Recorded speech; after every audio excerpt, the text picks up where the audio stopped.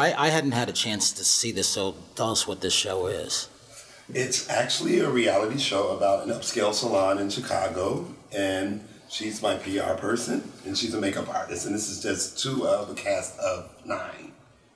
And it's just the lifestyle of a high-end salon dealing with socialites, celebrities, athletes, and very high-end people in Chicago, and making them look good, and it's very Chicago entertaining. Style. Right, Yeah, Chicago style hair and makeup. Right.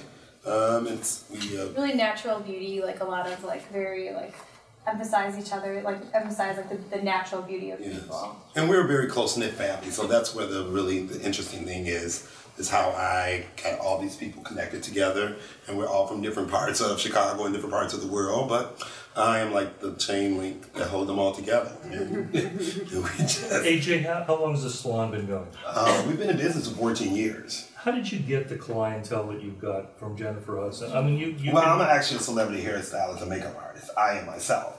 And they would call me because anybody that comes to the Midwest or comes to Chicago, I would be the one that they would call to do everything. And then I build a relationship with all these people, and then they start calling me to come with them, and then I would travel with them.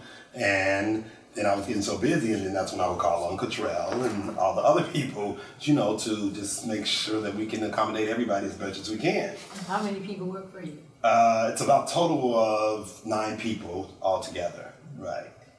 And how willing are some of your celebrity clients to expose themselves on a reality show? Are they more open than you expected? Well, only because the ones that I've been doing for a while, so we have a really good relationship, and I'm one of those type of people, when you meet me, you want to have a good relationship with me, and they trust me, so I would never put anybody out there in the wrong way, just like this show would not put me out there in the wrong way, and I wouldn't put them out there like that. So it's a really good trust and loyalty, unity, and we're all good, but it's still exciting and interesting to see.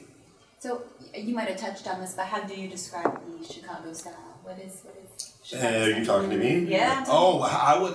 It's somewhat, and I must say it's a little conservative, and they don't really go out the box, but they will take a risk. It's very conservative.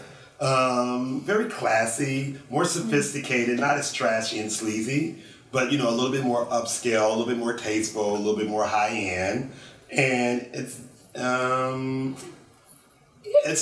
a different type of fashion in Chicago, and that's what we hope you guys can see watching this show. And there is a real diverse group too. And it's not segregated. It's all different. I mean, it's not about color, creed, or anything like that. It's all about it's a social status, so it doesn't matter really like where you came from. It's like where you are and where you're trying to go, and that's what I try to take in with the people that I hire, the people that's in my circle, and the people that's in my salon family. Cottrell, why do you have an issue with another makeup artist in there, and what do you think you offer that she doesn't? One, she's not a makeup artist; she's a hairstylist. So the one that you have the issue with. Yes, that's why. She's not a makeup artist, she's a hairstylist. We have many issues. We kind of bump heads on a lot. She is a former model, kind of like I'm a model, she's a former model, so we bump heads on that.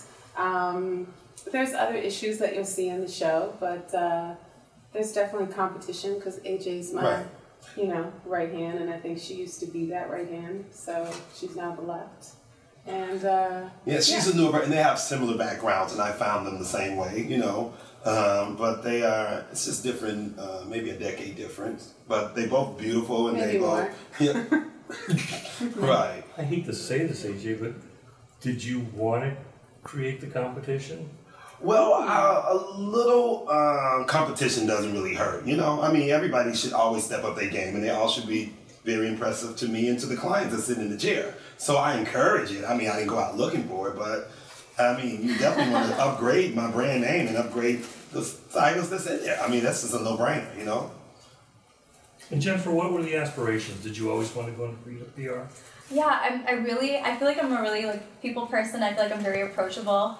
I'm really good at negotiating with people and finding out what they want and what they need, and finding the best way for all of us to come together and to accomplish whatever goals that we have. So I think that's something that like we work really well with AJ because AJ knows exactly what he wants. And she don't have to find out. Yeah, he really lets us know like what he wants, and like it's about, you know, everything in life is about compromising and making sure that both parties happy with the end result. You know, I know that the comparisons will be made between this and Chicagolicious, but I find Chicagolicious to be so garish and yours to be so style conscious that, I mean, when you see something, when somebody tries to compare you to something that is so lowbrow, how do you take that? Well, actually, first of all, we're two different coasts. They're East Coast. I mean, it's totally different right there, just in style alone, you know. I mean, we're not doing the really big hair and the really dramatic heavy makeup. We don't do that. Like I said, what we were stating earlier, Chicago's a little bit more tasteful and a little more classier, you know. On top of that, I know that they're over the top. Teased hair, big nails, leopard everything. We are definitely a toned down version of that.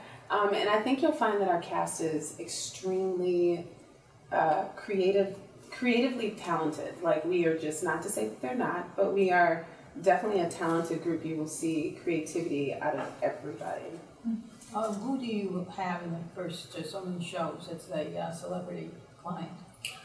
In summer, actually, it's more in the beginning, like episode. I think we have. I don't even remember. Where did Salon go? Yeah, I think we probably have more because we are in Chicago, so and it's not many celebrities that come to Chicago. So the ones that we have there are like the higher end. Like we have the editor-in-chief of Ebony Jet magazine. She's like one of our, and her name is Amy Burnett. So she's really high. It's more corporate people that's our higher end people there. We don't have like entertainers like you guys do.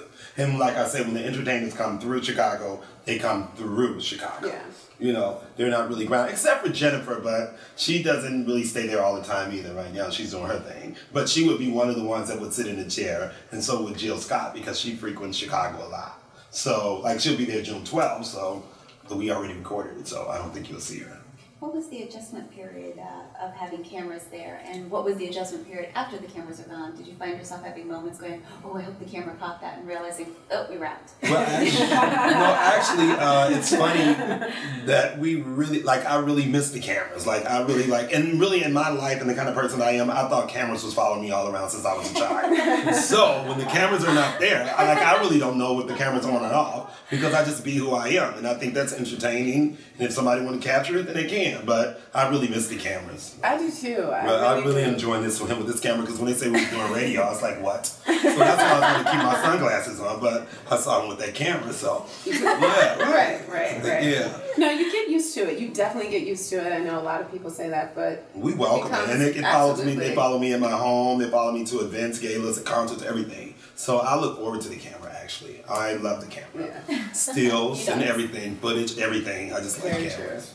Yeah. Is there a point, because in the bio it mentions your rocky ex-boyfriend relationship, and I mean, is there a point where it's like, I need to keep certain things to myself, but I don't want to share with everyone? Or that was the point in the beginning. Surprisingly enough, I was very private before all of this, so this is like a whole new world. And you have to become an open book. So I've definitely, adopted the camera life and become an open book to it. So yeah. How about you, Jennifer? Is it an adjustment period for you? Are you private, or are you? Well, I actually am a relatively private person also, which is really interesting. We were just talking about this morning. And it's just, at some point, it's like if this is a life that you want, you have to kind of accept, like there are things that people want to, and you want to let people to be able to get to know you, because how will you succeed? People want to be able to relate to you and know you. And I also have kind of a previous experience with that, because I tour full-time with a cover band. And so I'm used to meeting people and having them ask me questions about my personal life and just about things. And it's just you need to answer as professionally as possible and just really be aware of everything that you're saying and what you want, just you kind of dig your own grave if you choose to. And I think that it's just being very conscious and business smart about each decision that you make and about each thing that you choose to say. Jennifer, we can ask about the cover band. What's the name of it? And does it ever get old playing other people's music and not your own? It's called Your Villain, My Hero. It is so much fun. It's every night we play a 3-hour set. So 3 3 1 hours, or they're divided differently. And it's like sometimes you think, would it get old to play somebody's music every single day? But I kind of like the challenge of it, because it's, people have like a preconceived notion of like, you know, like Lady Gaga's a phenomenal singer and phenomenal performer. So when I get up there and I have to, you know, sing these songs, it's a lot of pressure, because people, you know, look up to them so much. So I really like the challenge of doing my best to like deliver the songs in the same way that the musicians do. And honestly, like if you feel yourself getting bored with it, then you're not doing a good job, because every show should be fresh and new and different, and you should always bring that same energy, whether you're playing for 2 people or you're playing for 2,000 people. And sometimes it's hard because you really have to dig deep, but it goes along with the job. You know, if you want to get up on stage, like if you have a song that's a platinum song, you're gonna sing that song every day for the rest of your life. So it's just, you have to take it for what it is, you know? Well, thank you. I'm afraid our time is up. Thank you.